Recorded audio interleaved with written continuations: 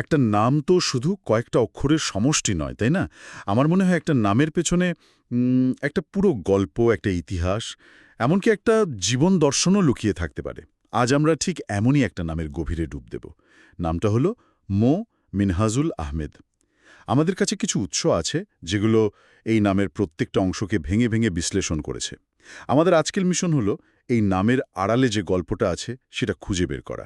দেখব এই শব্দগুলো কিভাবে একটা আদর্শ বা একটা দর্শনের কথা বলে। ঠিক তাই। আর এই অনুসন্ধানটা আমার মনে হয় বেশ মজার হবে। কারণ আমরা শুধু নামের আক্ষরিক অর্থ জেনেই থেমে থাকব না।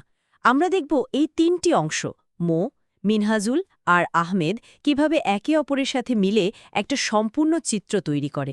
এটা অনেকটা ধরুন একটা জটিল পাজল মেলানোর মতো। প্রতিটি টুকরো আলাদাভাবে গুরুত্বপূর্ণ, কিন্তু যখন সবগুলো একসাথে জোড়া লাগে তখনই আসল ছবিটা ফুটে ওঠে। আমরা সেই ছবিটাই দেখার চেষ্টা করব। দারুণ একটা অ্যাপ্রোচ। তাহলে আর দেরি কেন? চলুন পাজেলের প্রথম টুকরোটা হাতে নিই। মো, যা আমরা সবাই জানি মোহাম্মদ নামের সংক্ষিপ্ত রূপ। সম্ভবত বিশ্বের সবচেয়ে পরিচিত এবং বহুল ব্যবহৃত নামগুলোর একটা। আমরা সবাই জানি এই নামটা ইসলামের নবীর, কিন্তু এর বাইরে এই শব্দটার নিজস্ব অর্থটা কি? এর উৎস কোথায়? মোহাম্মদ নামটা এসেছে আরবি মূল হা মিম দাল, মানে হা মিম দাল থেকে। এই তিনটি অক্ষর দিয়ে তৈরি আরবি ক্রিয়া হাম্মাদের অর্থ হল প্রশংসা করা বা গুণকীর্তন করা। এখন আরবি ভাষার একটা সৌন্দর্য হল এর ব্যাকরণ। মোহাম্মদ শব্দটির গঠনটাই এমন যে এর অর্থ দাঁড়ায় যাকে প্রশংসা করা হয় বা প্রশংসিত, মানে নামটা নিজেই নিজের অর্থ বহন করছে। এটা আরোপিত কিছু না, শব্দের কাঠামোর মধ্যেই এর তাৎপর্যটা আছে। তার মানে নামটা শুধু একজন ব্যক্তির পরিচায়ক নয়, এটি একটা বিশেষণও বটে, দ্য প্রেইজড ওয়ান। কিন্তু আমার একটা প্রশ্ন আছে। প্রশংসা তো অনেক কারণেই করা যায়। এই নামের প্রেক্ষাপটে প্রশংসিত হওয়ার ধারণাটা কি শুধু চারিত্রিক গুণের জন্য, নাকি এর কোনো গভীর আধ্যাত্মিক মাত্রাও আছে? খুব ভালো প্রশ্ন। অবশ্যই এর একটি গভীর আধ্যাত্মিক মাত্রা আছে। দেখুন, ইসলামিক পরিমণ্ডলে চূড়ান্ত প্রশংসা তো কেবল স্রষ্টারই প্রাপ্য। কিন্তু যখন কোনো মানুষকে মোহাম্মদ বা প্রশংসিত বলা হচ্ছে, তখন এর অর্থ হল তার কাজ, তার চরিত্র, তার জীবনযাপন এতটাই উন্নত যে তা মানুষের প্রশংসার যোগ্য হয়ে উঠেছে। নবীর ক্ষেত্রে এই প্রশংসাটা হল তার ঐশ্বরিক বার্তা বহন করা এবং মানবজাতির জন্য একটা নিখুঁত আদর্শ হিসেবে নিজেকে উপস্থাপন করার জন্য। তাই মুসলিম পরিবারগুলোতে যখন একটা শিশুর নাম মোহাম্মদ রাখা হয়, তখন এটা শুধু একটা নাম রাখা নয়, এটা একটা দোয়া আর কি। বাবা মা আশা করেন তাদের সন্তানও যেন এমন গুণের অধিকারী হয় যা তাকে মানুষের কাছে প্রশংসিত করে তুলবে। এটা আসলেই ভাবার মতো। তার মানে নামটা শুধু কর্মের জন্য প্রশংসিত হওয়ার কথা বলছে না, বরং এর পেছনে একটা প্রত্যাশা বা আশীর্বাদের বোঝাও রয়েছে। নামের প্রথম অংশটাই যেন একটা বিশাল দায়িত্বের ভিত তৈরি করে দিচ্ছে। আচ্ছা, তাহলে একজন ব্যক্তি কিভাবে প্রশংসিত হয়ে ওঠেন? আমার মনে হচ্ছে নামের দ্বিতীয় অংশ মেনহাজুল আমাদের সেই পথের দিকে ইঙ্গিত দেবে। একেবারে ঠিক ধরেছেন।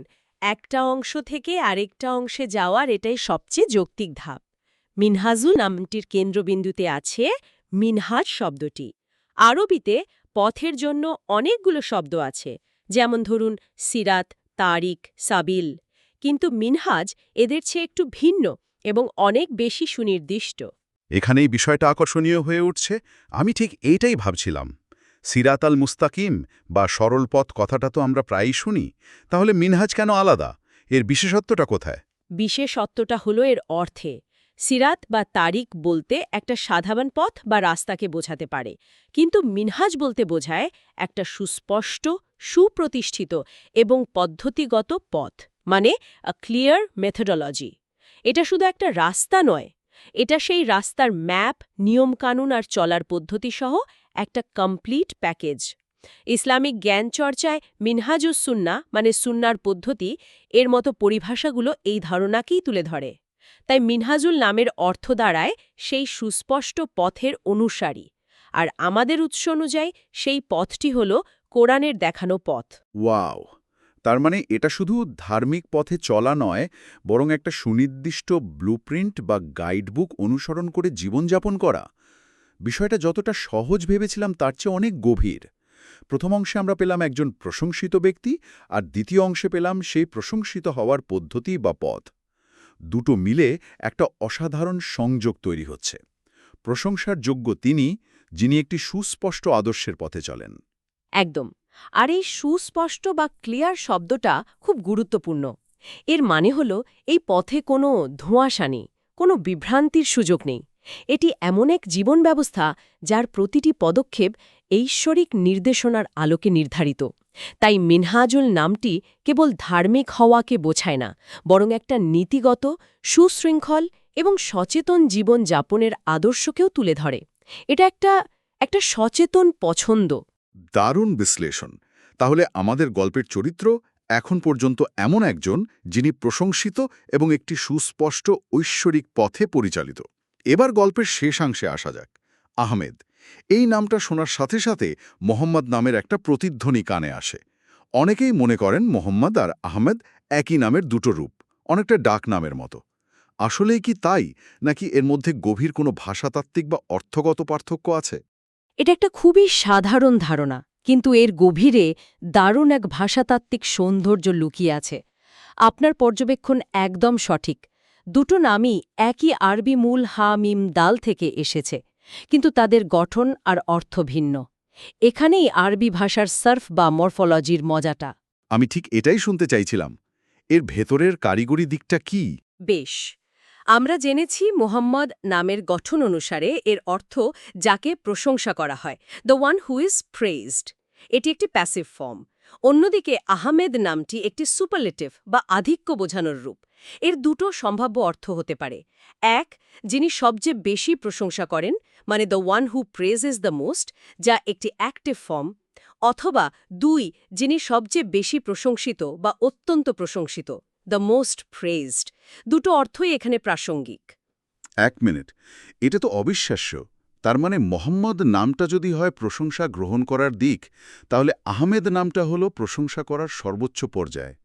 একদিকে তিনি প্রশংসিত হচ্ছেন, আবার তিনিই সবচেয়ে বেশি প্রশংসা করছেন, বিশেষ করে স্রষ্টার। এটা তো একটা সম্পূর্ণ বৃত্ত তৈরি করছে। প্রিসাইসলি, এটাই সেই সৌন্দর্য যার কথা আমি বলছিলাম। এই দুটি নাম একে অপরের পরিপূরক। একজন সম্পূর্ণ মানুষের চরিত্রে এই দুটো দিকই থাকে। তিনি তার কাজের জন্য প্রশংসার যোগ্য হন, মোহাম্মদ, আবার তিনি স্রষ্টার প্রতি সবচেয়ে বেশি কৃতজ্ঞ এবং প্রশংসাকারী হন। তাই নবীর দুটি নাম হিসেবে এগুলোর তাৎপর্য বিশাল। একটি তার সত্তার প্যাসিভ দিকটি তুলে ধরে, অন্যটি তার সত্তার সক্রিয় দিকটি। আমার মাথা ঘুরে যাচ্ছে। এটা শুধু দুটো নাম নয়, এটা যেন একটা চরিত্রের দুটো দিক, মুদ্রার এপিঠ ওপিঠ, প্রশংসিত এবং সর্বোচ্চ প্রশংসাকারী। আর এই দুইয়ের মাঝখানে সেতু হিসেবে কাজ করছে মিনহাজুল বা সুস্পষ্ট পথ, যে পথে চললে এই দুগুণই অর্জন করা সম্ভব। আপনি পুরো বিষয়টাকে খুব সুন্দরভাবে একসুতোয় গেঁথেছেন।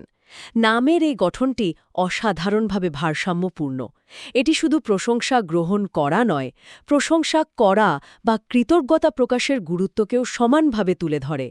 এটি এমন এক চরিত্রের ইঙ্গিত দেয়, যিনি একদিকে যেমন নিজের কর্মের জন্য সম্মান লাভ করেন, তেমনি অন্যদিকে বিনয় এবং কৃতজ্ঞতায় তার মাথা স্রষ্টার প্রতি নত থাকে। তাহলে এবার ফাইনাল প্রশ্ন।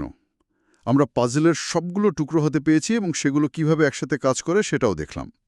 এখন যদি আমরা সবগুলোকে একসাথে করি, তাহলে মিনহাজুল আহমেদ নামটির সমন্বিত অর্থটা শেষ পর্যন্ত কি দাঁড়ায়? যদি আমরা তিনটি অংশকে একত্রিত করি, তাহলে একটি পূর্ণাঙ্গ এবং শক্তিশালী আদর্শের চিত্র ফুটে ওঠে।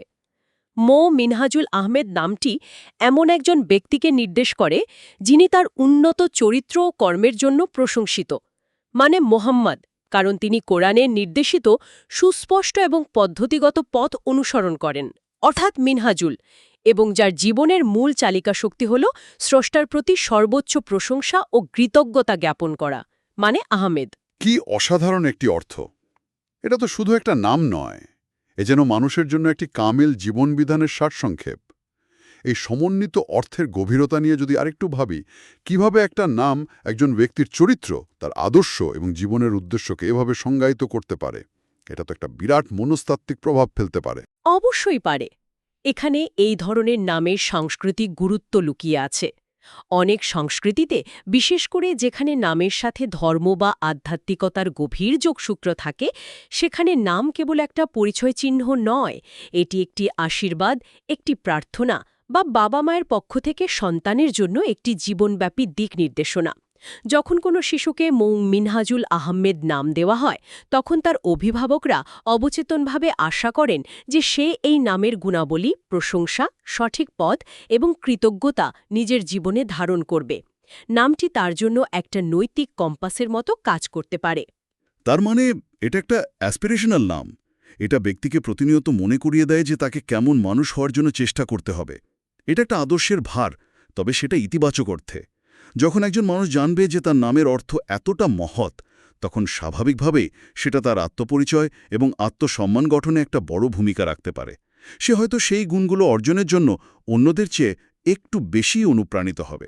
সম্ভবত, যদিও এর কোনো নিশ্চিত বৈজ্ঞানিক প্রমাণ নেই, তবে নমিনেটিভ ডিটারমিনিজম নামে একটি হাইপোথেসিস আছে, যা বলে যে মানুষের নাম তার জীবনের সিদ্ধান্তগুলোকে প্রভাবিত করতে পারে। যদিও এটি বিতর্কিত, তবে মনস্তাত্ত্বিকভাবে একটি নামের অর্থ ব্যক্তির আত্মপরিচয় গঠনে যে ভূমিকা রাখে তা অস্বীকার করার উপায় নেই। তাই এই নামটি শুধু একটি পরিচিতি নয়, এটি একটি মহৎ আদর্শের ধারক এবং বাহক। পুরো আলোচনাটা আমার ভাবনার জগৎকে একদম নাড়িয়ে দিয়েছে। আমরা একটা নামকে কেন্দ্র করে শব্দ, ব্যাকরণ, সংস্কৃতি এবং বিশ্বাসের গভীরে রূপ দিলাম। তাহলে আলোচনার মূল বিষয়গুলো যদি আরেকবার শ্রোতাদের জন্য গুছিয়ে বলি, মো বা মোহাম্মদ মানে প্রশংসিত, মিনহাজুল মানে কোনো সাধারণ পথ নয়, বরং একটি সুস্পষ্ট পদ্ধতিগত পথ, এবং আহমেদ মানে সর্বোচ্চ প্রশংসাকারী বা অত্যন্ত প্রশংসিত। এই তিনটি মিলে তৈরি হয়েছে এক ভারসাম্যপূর্ণ ও কামেল আদর্শের চিত্র। হ্যাঁ, এবং এই আলোচনা শেষে একটা বড় প্রশ্ন আমাদের সবার জন্য রেখে যাওয়া যায়। উৎসটি আমাদের নামের অর্থ জানিয়েছে, কিন্তু এর প্রভাব সম্পর্কে আমাদের নিজেদেরই ভাবতে হবে। প্রশ্নটা হলো, একটা নামের এত গভীর অর্থ কি সত্যিই সেই নাম বহনকারী ব্যক্তির পরিচয়, তার ব্যক্তিত্ব বা তার প্রতি আমাদের প্রত্যাশা তৈরিতে কোনো ভূমিকা রাখে? আমাদের নাম কি আমাদের ভাগ্যকে কিছুটা হলেও প্রভাবিত করে, নাকি আমরাই আমাদের কর্ম দিয়ে নামের অর্থকে সার্থক বা অসার্থক করে তুলি? এটা এমন একটা প্রশ্ন যা আমাদের প্রত্যেককে নিজের নাম এবং তার পেছনের গল্প নিয়ে নতুন করে ভাবতে উৎসাহিত করবে।